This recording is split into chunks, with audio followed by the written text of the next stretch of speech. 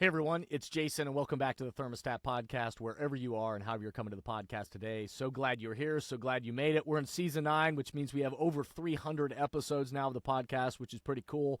Thanks to everybody who's new to the podcast for jumping in and joining. So glad this is growing and spreading. If you're interested in any topics related to leadership, culture, mindset, accountability, trust, communication, whatever that is that you're thinking about, all you got to do is Google my name, Jason Barger, and whatever you're looking for. And in those 300, chances are you're going to find something that resonates with you. We've also been fortunate to have so many great friends and colleagues and thought leaders from around the world that have joined me on this podcast.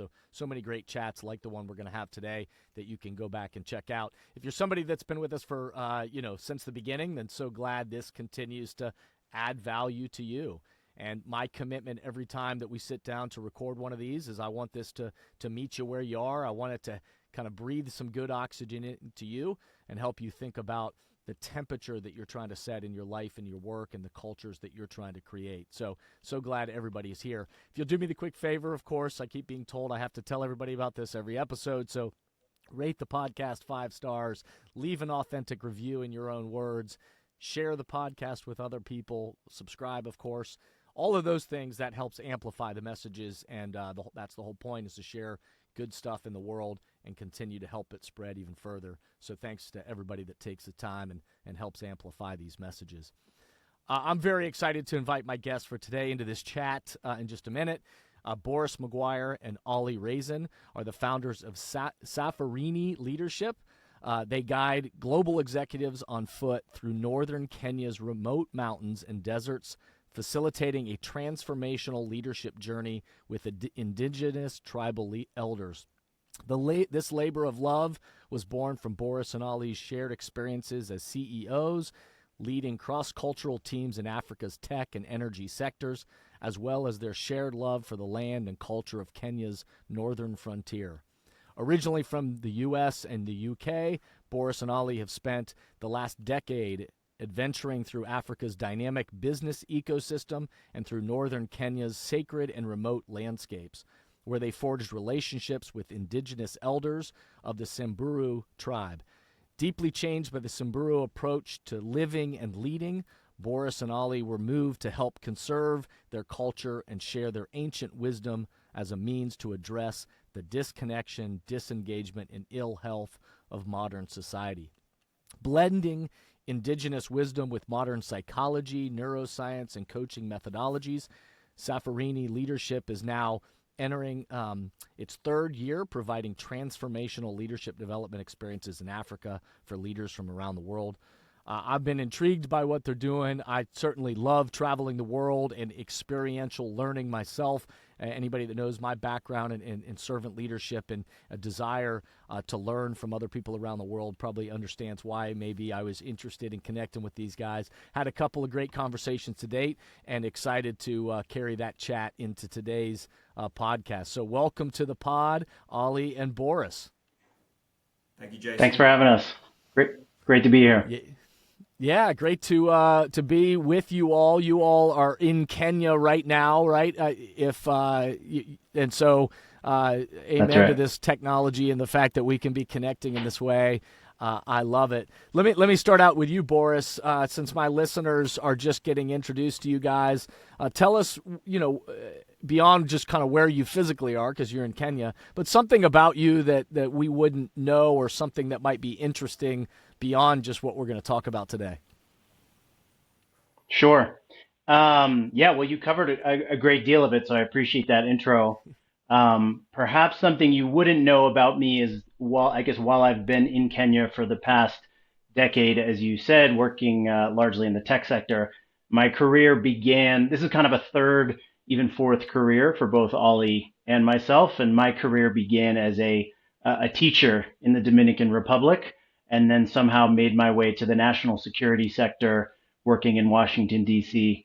for a lot of years. And then there are about 2 more careers in between that and what I'm doing now. So it's been a long, winding road to get to Safarini Leadership, but eventually for Ollie and myself, all roads led to Kenya, and all roads led to this initiative that we really love and are excited to talk about.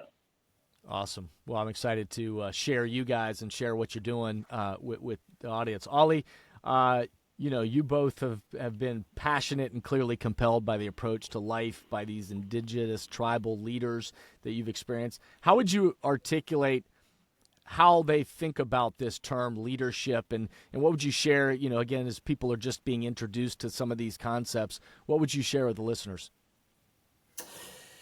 Sure. Well, there's a lot. And I guess before I get too much into leadership, it might be helpful to give you a little bit of context about the environment that these people are living in. Okay, yep. So the Samburu tribe are living in northern Kenya, which in mine and Boris's opinion, I think is just the most spectacular, beautiful, stunning part of the world. Lots of deserts, mountains with forests, but it's very austere. It's very harsh climate, drought susceptible, and these people, they are nomadic pastoralists, and so their wealth is not sitting in a bank account. It's actually in their livestock, and so if they have a drought year, they can potentially lose everything. And one of the things that we were quite taken with is how resilient the Samburu tribe are. They're a long way from Nairobi, where the political decisions are made. They're very poor by Western standards, and yet they're very, very content, and they have a very strong sense of resilience. And that all really kind of stems from their belief in this concept called Nabawisho. Nabawisho is a Ma word. Ma is their language, which they share with the Maasai tribe. But it basically means, or it translates as coming together. Okay, and it's similar to the concept of Ubuntu, which is another African philosophy. But they often say we are because they are. Okay, which sort of communicates this interconnectedness, this interdependence. And it's that strong sense of connection and that strong shared purpose and very strong shared values that really enable them to be such a resilient people. And so their leadership is really a reflection of these values and a reflection of this concept of Nabawisho, whereby leadership is very much in service of others. There are no titles, there are no trinkets, there's no personal gain. Everything is for the well-being of the tribe and for each other. There's no single leader.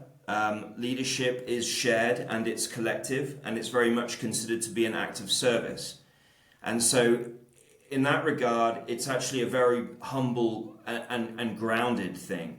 And it seems to be in very stark contrast to leadership in the West, which we see. I'm actually reading a book at the moment from the late 70s called The Culture of Narcissism, and it talks about how Western society really is structured in a way that actually kind of ironically rewards narcissism. And I think we see a lot of that in our leaders these days. We see a lot of people who are really kind of clinging to power and amassing huge personal wealth. There's none of that with the Samburu tribe. So I think there's a lot that we can learn from them, and I'm sure from other different peoples across the world. Yeah, no, appreciate you giving that context, and certainly any of my listeners, when we talk about leadership, certainly on this podcast, and talk about flipping the pyramid upside down and this concept of servant leadership and leading from the heart and from values and from the inside out, that oftentimes, yes, in the Western culture and other places around the world, but that view of leadership of being about the top down and it being about power and control and coercion and all that, of really shifting the way we even think about it, and that leadership isn't just a lifestyle; it's a worldview.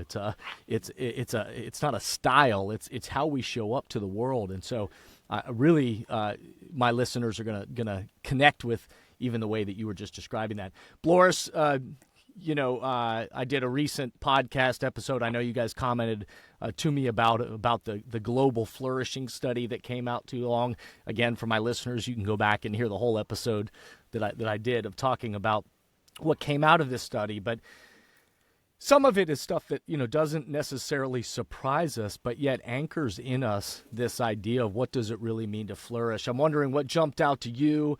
How do these teachings, how do the trips that the experiences that you all are leading, how does this help us better understand this idea of flourishing? Yeah. We're very compelled by this notion of flourishing, which I think when we first heard it, kind of sounded a bit woo-woo, but we've come to really understand like the academic rigor behind it. And when we first created Safarini Leadership, I think our primary insight for Ollie and myself was that as foreign business executives leading cross-cultural teams in a very different culture in Africa, in the business context, had really accelerated our leadership and been very formative, right? It forces you to be quite self-aware, quite reflective, and that ultimately gives you a little bit of versatility and adaptability that might be harder to come by if you were operating in a monoculture, particularly your own. So that was our initial insight, and we thought that by spending time with our friends in the North, which is an even more radically different culture, we could sort of provide a kind of crash course, an immersive crash course that delivers that kind of versatility and adaptability and self-awareness. And those remain really important outcomes of what we deliver. But over time, I think what we've realized is truly transformational for people is the sense of interconnection that Ollie described, that Naboisho philosophy within Samburu society, and how it drives resilience. And we came across flourishing in the Global Human Flourishing Study actually from one of our first clients who today is on our advisory board, and her name's Dr. Karen Dahl. She's a psychologist and a coach, and she's chair of Harvard's Global Human Flourishing Program's team on flourishing at work. And she really helped us understand, like I said, that there is academic rigor and a great deal of that rigor being invested in understanding what flourishing looks like. And so we started exploring that study and noted, like you said, it's not necessarily surprising, but whereas things like nutrition and exercise and things you might have in self-control over, the other two pillars of flourishing were purpose and really meaningful human connection. And so, like Ollie said, that's something that the Samburu and I think a lot of indigenous societies have in spades, but these are increasingly difficult to find and to kind of integrate into our life in a Western or kind of modern lifestyle. But they're at the essence of Samburu culture because Naboisho is all about connection, and the society, as we can get into, is really designed to imbue purpose in people from an incredibly early age, from like the age of 4, and kind of through conversations with Karen and others who are in this flourishing space and looking at the study, we've kind of come to understand what another psychologist, Bill von Hippel, describes as this balance between autonomy and connection that are kind of at the heart of the human struggle, perhaps, and kind of striking that balance, and how perhaps modern society has really fallen out of balance, right, with a huge emphasis on independence and autonomy, but at the expense of that connection. And we really see that in all sorts of indicators, like religious practices are down, union memberships, club memberships, relationships, fertility, marriages, and then all sorts of mental health challenges and screen time are all kind of skyrocketing. So we're very digitally connected, but physically and emotionally and at a human level quite disconnected. So I think our view is that that disconnection surely impacts leadership. This notion that we have a separate personal and professional life, I think is somewhat false. Your personal and your professional lives are really not that firewalled. And so if we're not flourishing in life, at home, in our families, in our relationships, our friendships, how can we really flourish as a leader and lead flourishing teams? So on the Safarini journeys, we're trying to immerse clients in this indigenous culture of flourishing and show them kind of a return to that balance between not foregoing autonomy and independence, but balancing it with connections. And we walk alongside indigenous leaders, elders from this culture to really understand it and witness it, not just read about it or talk about it during a training. And Ollie and my job is really just to facilitate that learning. And then also, what is the application? Because we're not suggesting that our participants will flourish by recreating Samburu society in Right. New York or Ohio or California. But that there are lessons here. There are opportunities for learning, for becoming self-aware, and ultimately integrating this balance and this prioritization of flourishing and connection into your life, into your leadership. Yeah, no doubt. I'll just speak personally from my own life, but some of the most powerful moments of my life, some of it, and Ollie, I know we've talked about this, I think, in our first conversation, at least touched on it briefly, but for a decade of my life, one of the things I was doing is leading servant leadership projects to build houses internationally for families living in across Mexico and the Dominican Republic and some other projects and all that. And some of the most powerful moments of that learning is to sit with folks and to watch that even families and people that living in environments that, again, in most Western viewpoints and or most human viewpoints of like, man, they have so little, and yet in so many ways that there were other elements that they had of that brought them happiness, and they were flourishing in some ways and really challenged in other ways. And yet that experience that reminds us again of what does it truly mean to flourish is so powerful. And so again, I think the things that came out of that study are not surprising in a lot of ways, but pointing us back to the power and the importance of purpose and those connections that we have. And oh, by the way, not just for our personal lives, as you said, again, because we're not separate from our work and our careers and our life's work. But what's so fascinating too is when those things are better aligned, our performance actually goes up in all of those areas. I'm a better husband, I'm a better father, I'm a better, and oh, by the way, I'm better at whatever, quote unquote, the mission of my work is. So I think it's just fascinating, great stuff. Ollie, in organizations around the world, there's a tremendous, chatter about kind of generational differences and understanding different approaches and desired for better collaboration. I see this in every organization I support. It's this changing and transitioning of different generations, what they're looking at. What is the Samburu, how would they see that? And I know there's a refreshing kind of view that they bring to that. What can be learned from their approach to that generational differences that we're experiencing? Yeah, so I think in the West we tend to almost pit different generations against one another. You have younger people blaming older people for capturing all the resources, and older people accusing younger people of not working hard enough, and it feels a little bit zero sum at times.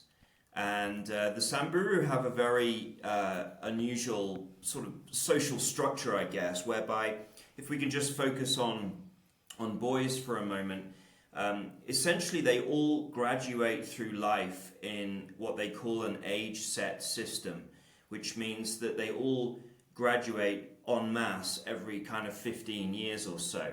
So what that looks like is for the first sort of 15 years, children are children. They're given responsibility very early, from the age of about 6. They're given a goat to look after. And then by the time they're about 10 or 11, they're actually expected to be responsible enough to manage their father's entire livestock. Now, bearing in mind what I said a moment ago about how a family's wealth is not sitting in the bank, it's actually their livestock. And so really what these people are doing is giving their children responsibility to look after their entire wealth. And by the time a boy gets to about 15, he then is circumcised through an initiation ceremony, and he becomes a warrior. And so for the next 15 years, his role is to serve and to protect. It's almost a bit like military service. But all of the young men who are warriors, their job is to protect and to be in service to anybody that requires them to do anything. After about 15 years of that life, they then graduate to becoming a junior elder, and that's really a period of their lives where they get to settle down, they marry, they build a home, they start to accumulate their own wealth, and they really learn the ways of the elders. And then after another 15 years, they become a senior elder, and that's where they really have responsibility for leadership of the tribe. And after another 15 years, they're essentially pushed into a kind of a forced retirement where they actually hand the reins over to the next generation coming up. And they're still on hand for advice. They obviously have a huge amount of wisdom at this point, but they have formally handed over the responsibility of leadership to the next generation. And so what does that mean? Well, this is a society that doesn't really have any concept of meritocracy, which is really interesting because I think meritocracy is something that I and Boris have always believed in, but there is no cherry picking for talent amongst the younger people. They don't identify leadership potential in an individual and then promote them over and above their peers.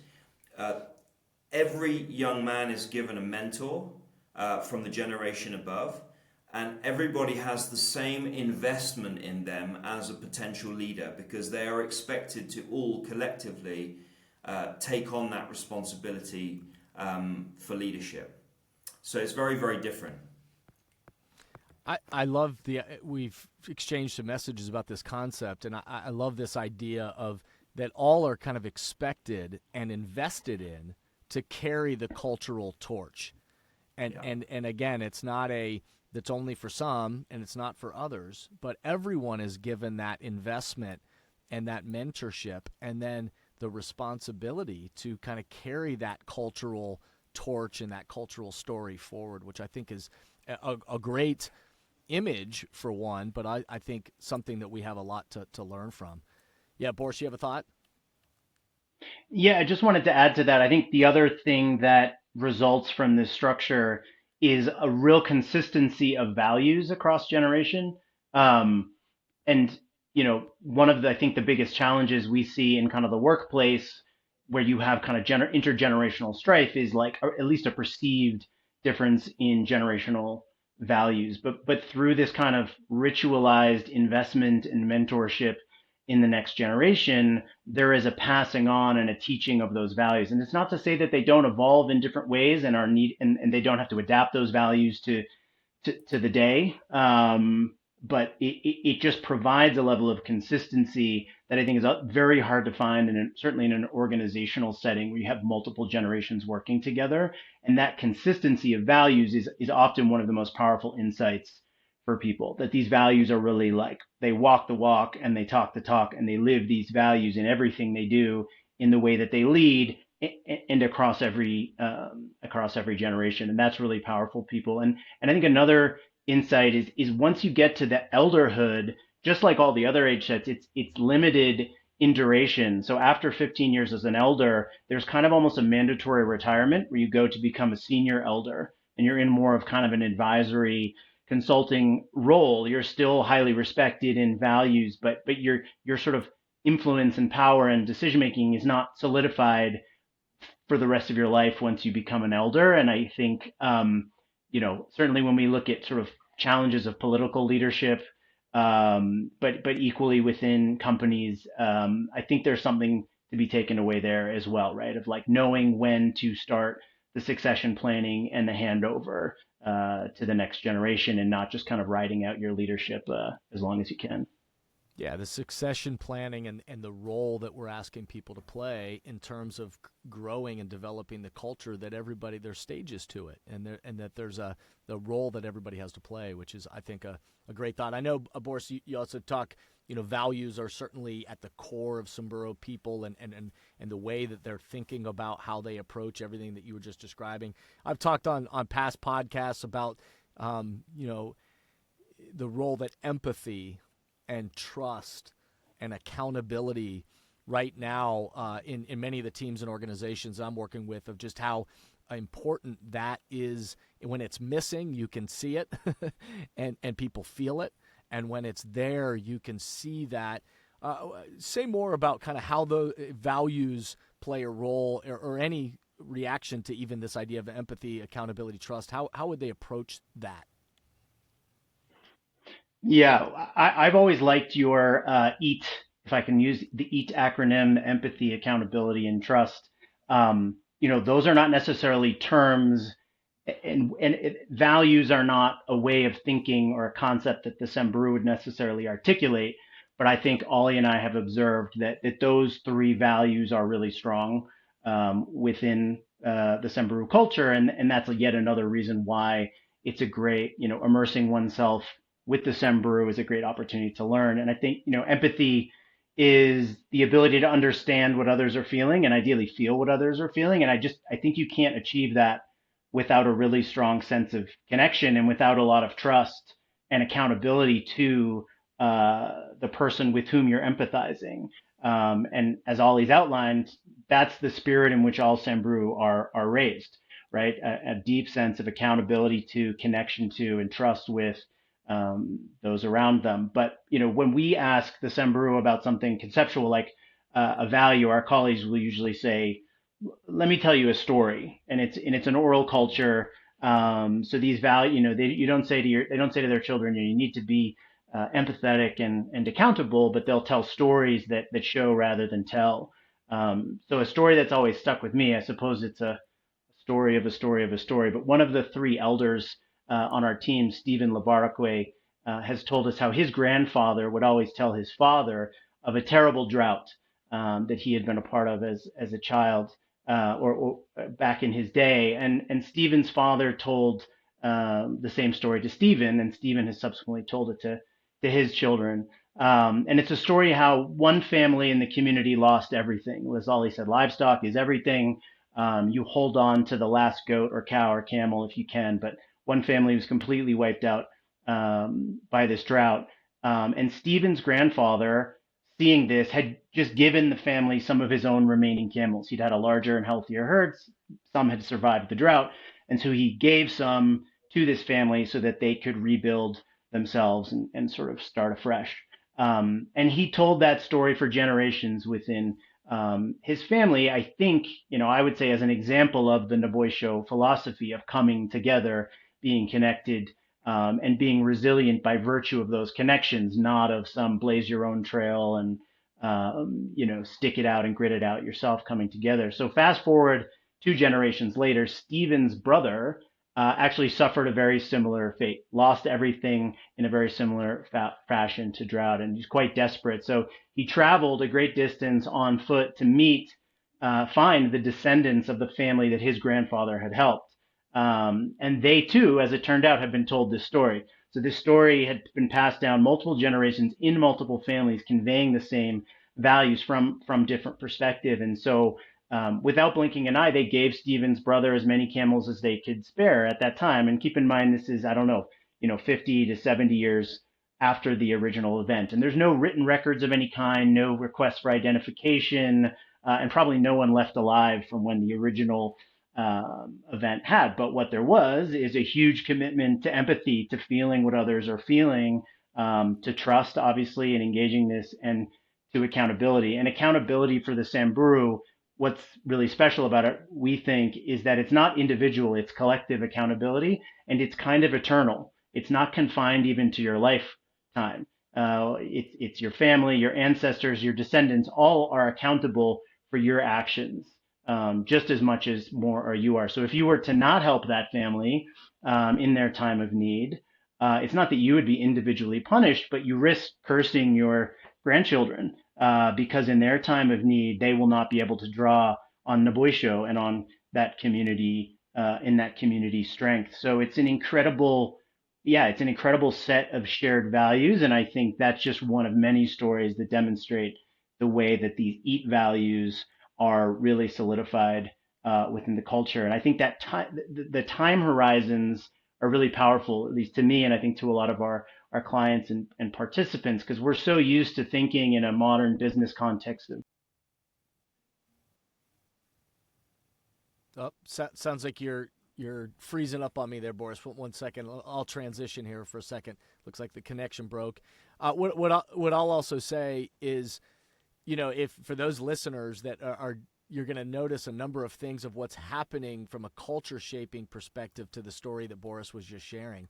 That if you remember back to me talking about the 6 A's of leading change and culture shaping, that part of that storytelling element is the is the articulating of a story, articulating the values in such a way that shows people, doesn't just tell them, but shows people what's happening. And then the anchoring of that is what's happening generation after generation, that's the culture shaping elements that are at play in the midst of the sharing of those stories. I also did another episode talking about the kind of 5 cultural stories that we need to be sharing within our organizations. And a part of that is the power of storytelling, but being able to show people through experiences and stories what it is that we're talking about in action and behavior. Ollie, let me jump to you. You sent a nice note about my episode about listening being a superpower for leaders within cultures. How do the Samburu approach this? Because I know there's going to be some great wisdom in just this idea of listening. Yeah, I think with the Samburu, they listen much more intently and much more patiently, and I think it speaks to their kind of wider attitude towards time, which is very in stark contrast, I guess, to people in the West. So they have this concept called the lazy tree of wisdom. And that's the tree that all of the elders get together around and debate and discuss and make decisions. And they often say in Samburu, there is always enough time. And I think that's because in the West, we tend to view time as a commodity. It's something that we spend, it's something that we invest, it can be saved, it can be wasted, we can be very protective about it. Whereas in a lot of African cultures, time really only passes when you act on or experience something. It's related to things happening, events and relationships. And so if there's nothing happening, then time isn't happening. You're not wasting time. It's almost like a stopwatch or a tap that you can turn on and turn off. And it kind of really flips things on its head. Because whereas I think in the West, we end up being slaves to time, a lot of African people really kind of feel that they actually kind of have much more control over time passing, and they spend a lot more time just listening patiently, and that means that their decision making is much less fraught. It's less time sensitive. There's a lot more time for them to really listen, to hear, to think, and they really kind of prioritize harmony over speed, particularly when it comes to decision making. Their focus is to make sure that they hear all of the different perspectives and only really make a decision when they reach some form of consensus, however long that takes, rather than feeling under pressure to move quickly and to do something that's sort of time sensitive. And we don't expect our executives that come away with us to necessarily, completely radically change their approach right. to things or their attitude to things. Our whole approach is there some value in this completely radically different perspective? Is there something that you can benefit from here? For example, in the West, I think that we've become very, very short-termist. A lot of decisions are made on an annual basis. In politics, we really only ever look at the next sort of presidential cycle and the next parliament, and quite often a CEO is judged on the next quarter's financial results. But that doesn't necessarily mean it's the best environment for gaining all of these different perspectives and really making an informed decision. Yeah, no doubt. And I'm just hearing layered other wisdom throughout the years, the kind of seeking to understand before your need to be understood. This posture of listening and saying, hold on a second, before we act too quickly, let's step back and really think about, what is at stake, and are we in short-term thinking, or are we thinking about that kind of, other language, or the infinite game of like, what are we really doing here? So.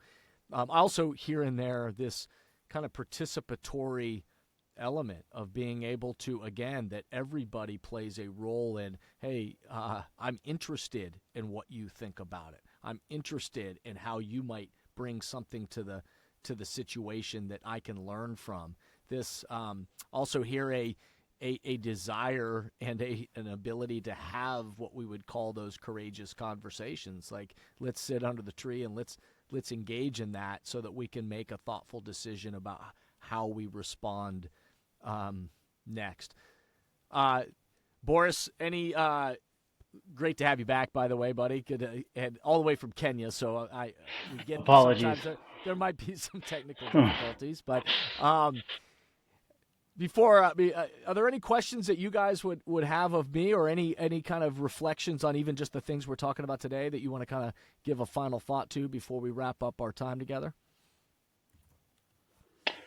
Well, in terms of questions for you, yeah, I'd just be curious to know if you think that, I mean, I think we talked about a lot in a short amount of time. We talked about resilience and accountability and different time scales and how we make decisions and meritocracy. Do you feel like there are other, I'm from the US, Ollie's from the UK, those are our home cultures, but we've been we've been here in Africa for a really long time. And so a lot of what we do is we spend time talking to experts and psychologists, neuroscientists, coaches, et cetera, and trying to understand, like, what do they see as the real challenges facing leaders in their societies, and then we look for ways in which our experience and time spent with the Samburu leaders can help address that in a meaningful way. And just be curious if there are others that come to mind for you that you're seeing or hearing with clients or through your podcast that you think maybe we should be exploring. Yeah, no, there's so many. I appreciate the question, and there's so much in here that I just think resonates with me personally. For one, as I've told you from the beginning of our at least beginning relationship, but also just in these themes, how I talk about leadership and what I experience. I'll say it this way: I think people all around the world that I have been fortunate to connect with are thirsty for, is experiencing that true, authentic, bottom-up leader, not top-down leader, and seeing that this beyond this kind of cynical that it's about power and control, to see that somebody actually cares about them as a human being, that they actually are listening to them, they see value in them as a person and their gifts and skills, that they have a role to play. I could sit here and cite all the statistics that are coming out as recent data around that employee engagement across organizations just hit a 10-year low, that only 23% of employees right now say they trust their leaders and the future direction of their organization. We're living and working in a very low trusting environment, and yet at the same time, people are saying, only 20% of employees say I feel connected to my organizational culture, and yet 90% of them say that's exactly what I want. I want to feel like I'm connected. I want to be a part of a culture where I contribute to it, where who I am matters, and that I play a role in helping us create what we're trying to create into the future. And so I just, again, I see people desiring this connection and this connection to the culture, and wanting to be a co-creator in that culture, to set the temperature that they want for their life, let alone for the future of their organization. Yeah, that's really interesting, and it speaks very much to the heart of what we're doing, because I think, as Boris said earlier, we are living in this time of profound disconnection, more connectivity and less real meaningful connection. And that's the antithesis of the way that the Samburu live, and was one of the most sort of obvious contrasts that we noticed. And as we build the business, we recognize that there's so much more application than just business and executive leadership. We're right. Looking at hosting multi-generational families and groups of friends. Everybody can benefit from the experiences that they would have with the Samburu elders. I love it. Boris, one final thought on your end before we kind of wrap us up today? Sure. Well, yeah, I appreciate your statistics, and I was just going to add one because you talked about engagement hitting an all-time low. And I saw a statistic from DDI recently that teams led by self-aware leaders have 30% higher engagement and 32% higher profit. So this has real bottom line impact and self-awareness. The greatest way to learn about yourself is to immerse yourself in others who are radically different from you, right? And by learning about those people, you become deeply self-aware of all the good, bad, and the ugly about how you show up as a leader. So whether it's with us or elsewhere, like immersing yourself in a very challenging foreign place and environment and culture far and different from your own is going to have a positive impact on your leadership. I don't think you can get more further and radically different and challenging than what we're offering. But and so we invite any of your listeners to reach out, and if you're really seeking if you're seeking that challenge and really trying to over challenge your expectations of yourself, then this is an opportunity to really disconnect from the digital.